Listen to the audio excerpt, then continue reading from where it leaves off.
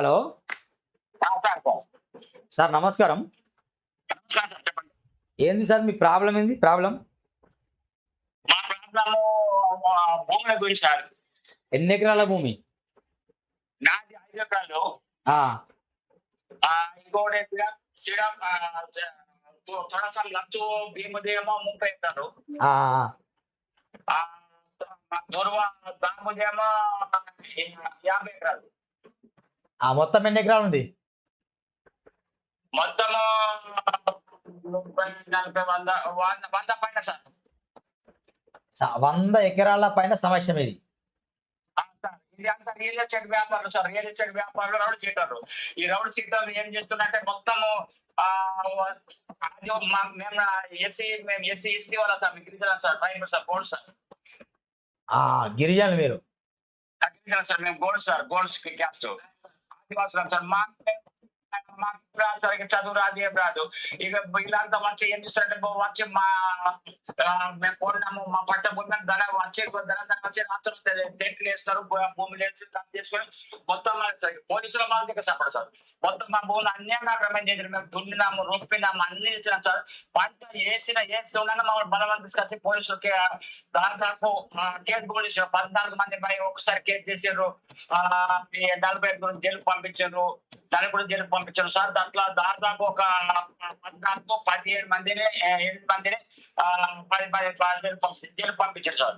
అన్యాయంగా పట్టబోము సార్. ఇది హైకోర్టులో కొన్ని కేసులు ఉన్నాయి, ఇప్పుడు పాస్బుక్లు ఉన్నాయి, అన్ని ఉన్నాయి సార్. మాది అన్ని ఉన్నాయి. కానీ మన ఏ ఒక స్థానిక ఎమ్మెల్యే ఏం చేస్తాడు? ఎమ్మెల్యే ఏం చేస్తుంది? ఎమ్మెల్యే దగ్గర పోయి 50 మంది పోయి దరఖాస్తు ఇచ్చినా సార్. కలెక్టర్ గారు దరఖాస్తు ఇచ్చారా? ఇచ్చాం సార్, ఇచ్చాము. ఎంఆర్ సార్ కూడా 20 లక్షలు 50 లక్షలు ఎంఆర్ ఒక డిప్టీ ఎంఆర్ ఒక 10 కోట్లు సంబంధించి సార్. ఆసిఫల్ ఒక బిల్డింగ్, ఒక కాకినాడ ఒక బిల్డింగ్, కౌకల ఒక బిల్డింగ్, మధ్య ఒక బిల్డింగ్, ఒక్కొక్క కోట్ల సంబంధించి సార్. ఒక ఎకరం కోట్లు వాల్యూ సార్. 100 కోట్లు సంపాదించిందా? 100 కోట్లు సంపాదించారు. ఇప్పుడున్న ఎక్కడెక్కడ బిల్డింగ్ ఉన్నాయి ఆయనకి? కాగజ్ నగర్ ఒకటి, ఇంకా బిల్డింగ్ ఉన్నది, ఆసిఫాల్ ఒక బిల్డింగ్ ఉన్నది, కౌటల ఒక బిల్డింగ్ ఉన్నది సార్. కౌటాలనా? Kautala sir, Kautala sir. పెద్ద బిల్డింగ్, కోటి రూపాయల బిల్డింగ్. ఆయన పేరేంది? శ్రీరామ్ పోచయ్య. డిప్యూటీ ఎంఆర్నా? ఇప్పుడే వెళ్ళిపోయి ఇప్పుడే మొదలుపెట్టి సార్. ట్రాన్స్ప్లాంట్ పెద్ద వెళ్ళిపోయాడు. ఆయన పేరేంది? శ్రీరామ్ పోచయ్యనా? శ్రీరామ్ పోచయ్య. ఓ, అంత సంపాదించినా? నేను మాటిస్తున్నా, 2 days టైం ఇవ్వు. 2 days లో మీ సమస్యకు పరిష్కారం చూపించే బాధ్యత నాది. 2 days లో ఆ ఎంఆర్ఓ ఇల్లు దగ్గర మీ ప్రాబ్లం, మీ భూముల దగ్గర సూరన్న టీం బృందం వస్తుంది. ఓకేనా? మీరు మొత్తం ఎన్ని కుటుంబాలు ఉంటారో చెప్పండి. మొత్తం మేము దగ్గర ఒక మేము అక్కడ 2 మనం 3 ఇల్లు ఒక 10 మంది 14 మంది సార్.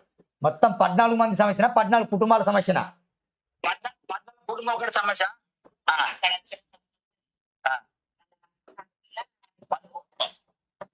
మొత్తం 14 మొత్తం అంత కలిసి సార్. మేము 40-50 ఉంటారు. 40-50 మంది ఉంటారు సార్ కుటుంబం. అంటే ఈ పోలీసులు కూడా సంపాదించిన డబ్బులు, పోలీసులు బిజినెస్ అంటే sir. CI Balaji Prasad CID, తర్వాత డిఎస్పీ కూడా, ఆయన కూడా సంబంధం సార్. ఒక ఎకరానికి 1 కోటి రూపాయలు సార్. ఇల్లే ఇస్తారు సార్.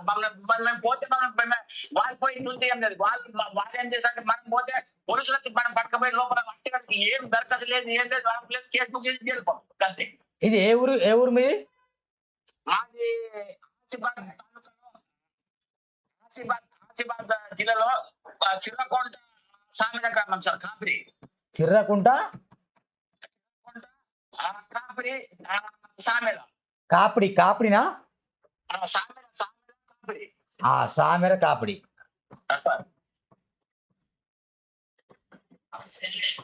రైట్ అండి, ఓకే, రైట్, థ్యాంక్ యూ అన్న. మాకు ఇది కావాలి సార్. దీంట్లో ఎట్లా అంటే సార్, ఒక విషయం గుర్తుపెట్టి నేను మాట్లాడతా. ఒక విషయం ఏం వస్తున్నాడు సార్ దీంట్లో. ఇక్కడ కాంగ్రెస్ పార్టీ ఒక నాయకుడు శ్యామ్ నాయక్ సార్. శ్యామ్ నాయక్ అవును తెలుసు.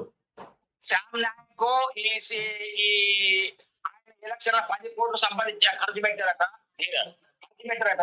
అయితే ఆ సీఐ వచ్చి ఇదంతా రియల్ ఎస్టేట్ వ్యాపారంలో రౌడీ షీట్ల గ్యాంగ్ మాట్లాడి మొత్తం ఒక్కొక్క నెలకు ఆ శ్యామ్ నాయక్ 10 లక్షలు, జూపీ లక్షలు 10 లక్షలు, బట్టి విక్రమం 10 లక్షలు ఇది ఇస్తున్నామని సీఐ గారే మాట్లాడుతున్నారు సార్. ఎవరు శ్యామ్ నాయక్ మాట్లాడతాడా? సీఐ గారు మాట్లాడుతున్నారు. ఇప్పుడు శ్యామ్ నాయక్ మంచోడా కాదా? మంచోడు ఎట్లా అంటాం సార్? ఇట్లా అంటే ఇప్పుడు మొత్తానికి మన పోలీసు వారికి చేరండి. ఓకే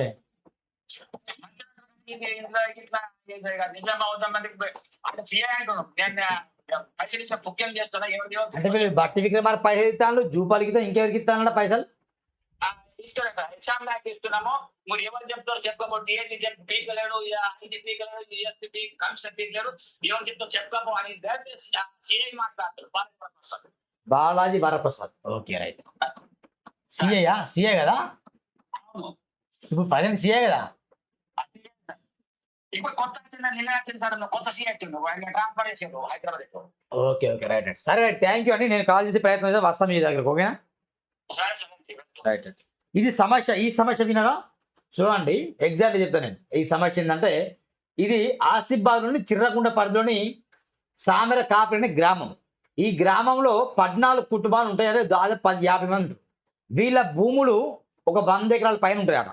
వీళ్ళ భూముల్ని ఏం చేస్తారంటే వీళ్ళు గోండి వాళ్ళు, ఆదివాసులు, గిరిజనులు చెప్పేసి అక్కడ వెళ్ళి డిఎస్పీ, సిఐ వీళ్ళ అండతో వెళ్ళి రియల్ ఎస్టేట్ వ్యాపారులు, కొందరు బ్రోకర్లు వెళ్ళి అక్కడ స్థలం దగ్గర పాతి పెట్టి దిస్ ప్రాపర్టీ మాదని చెప్పేసి తప్పుడు డాక్యుమెంట్ సృష్టించాట. వీళ్ళు మొత్తం భూములను లాక్కుంటారు. ఇది ప్రధాన సమస్య వీళ్ళది.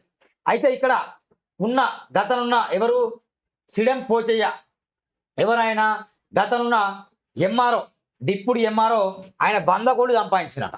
ఆయన కాగజ్ నగర్లో ఇల్లు ఉందట, ఆసిఫాబాద్ ఉందట, కౌటాల్లో ఇల్లు ఉందట. ఈ 3 చోట్ల ఇల్లు కూడబెట్టుకొని కొన్ని ఎకరాలు కొనుక్కొని 100 కోట్లు సంపాదించినట. అంటే ఇతని మీద ఏం జరగాలి? ఏసీబీ రైట్ జరగాలి. జరిగిపిస్తా, దాని నో డౌట్. ఏడ ఉన్నా నీ గల్లా పట్టచ్చి జరిగిపియాలి, దాని నో డౌట్. ఇది నెంబర్ 1. నెంబర్ 2, మరి ఇక్కడ పోలీసులు కూడా స్పందిస్తలేదట. కాకి చొక్కకు వేసుకున్న పోలీసులు ప్రజలకు అందుబాటులో ఉండాలి. మరి వాళ్ళు తప్ప కరెక్టా అని నేను పోలీస్ స్టేషన్ వెళ్ళి కూడా ఎంక్వైరీ చేసే ప్రయత్నం చేస్తా. పోలీసులు కూడా స్పందించట్లేదు. అనవసరంగా ఎవరైతే ఇలాంటి ప్రాబ్లాన్ని ఫేస్ చేస్తానో ఈ 10-15 మందిని జైలుకు కూడా పంపిల్లట. ఈ పోలీసులు ఇట్లా చేస్తాను. ఎంఆర్ఓకి ఇట్లా సంపాదించి ఆ 14 కుటుంబాలు 50 మంది బాధ కాదు. ఇకపోతే ఈ సమస్య గురించి మన కోవలక్ష్మి దగ్గర వెళ్ళినా, లేకపోతే ఎమ్మెల్యే దగ్గర, మంత్రుల దగ్గర వెళ్తే వాళ్ళు ఏమంటానంటే ఏం లేదండి, మేము శ్యామ్ నాయక్ కాంగ్రెస్ ఆయన డబ్బులు ఇవ్వాలి, బట్టి విక్రమ డబ్బులు ఇస్తాం, జూపల్లి కిషన్ డబ్బులు ఇస్తాం, వాళ్ళు మేము సిండికేట్గా ఏర్పడి ఈ దందా నడిపిస్తాం, ఏం చేస్తారో చేసుకోండి, ఏం పీకుతారో పీక్కోండి ఈ ప్రజల్ని అధికారులు అంటారన్నమాట. మరి దీనికి న్యాయం లేదా? న్యాయం ఉంది, నేను వస్తా బరాబర్ ఫైట్ చేద్దాం. ఈ సమస్య ఎక్కడ? ఆసిఫాబాద్ చిర్రకుంట కాప్రా ఆ సామెర కాపరి అనే గ్రామంలో వెళ్ళి మనం ప్రయత్నం చేద్దాం. ఎస్ఐ, సిఐ, డిఎస్పీలు కూడా ఎకరానికి కూడా 1 కోటి రూపాయలు తీసుకుంటామని ఆయన చెప్తాడు. ఆ సమస్య నాకు చెప్తాను. ఈ సమస్య నిజమో కాదో తెలుసుకోవడానికి అక్కడ మనం అడుగులు వేసి పోలీసుల వివరణ ప్లస్ ప్రజల వివరణ ఆ సమస్య ఏందని తెలుసుకునే ప్రయత్నం చేద్దాం మిత్రులారా. ఇది 2వ సమస్య. లెట్స్ సీ, గమనించండి. Call me Suranna if any problem, solution దొరుకుతుంది అని ఆశపడే వాళ్ళు ఖచ్చితంగా కాల్ చేయండి. మనం ఖచ్చితంగా ఇలాంటి కాల్ చేస్తే బెటర్. అందుకే జన్జీ ఉద్యమం రావాలి సిర్పూర్లో.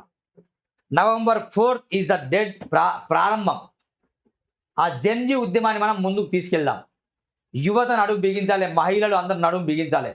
కులం చూడకండి, మతం చూడకండి, వర్గం చూడకండి, భేదాభిప్రాయాలు ఏం చూడకుండా ఇది నడుస్తున్న ప్రారంభం ఈ ఉద్యమం. ఆసిఫాబాద్ నియోజకవర్గం నుండి కాగజ్ నగర్ నియోజకవర్గం, సిర్పూర్ నియోజకవర్గం నుండి 2 నియోజకవర్గాలు కేంద్రంగా ఒక స్థలం ఏర్పాటు చేసేసి ఒక జన్జీ ఉద్యమం చేస్తే బాగుంటుందని ఆశపడుతున్నాను. కాబట్టి please support Suranna TV, subscribe Suranna TV. ఖచ్చితంగా ఛానల్ని ఎంకరేజ్ చేయండి, లైక్ చేయండి, ఈ వీడియో అందరికి షేర్ చేయండి. Thank you very much. Bye bye.